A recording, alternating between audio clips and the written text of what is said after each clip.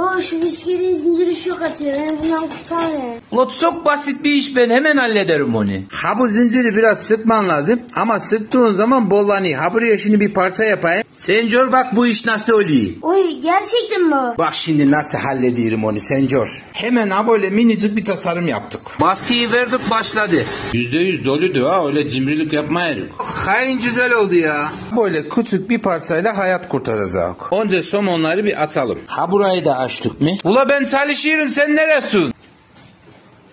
Zinciri attırdık. Astiği böyle çıkmayın.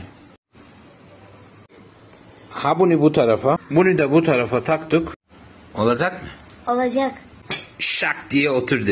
Bu tarafı da tamam. İki tarafı aynı şekilde hizalanmış. Daha bu cevşese kayar mı? Kaymaz. İyi mi?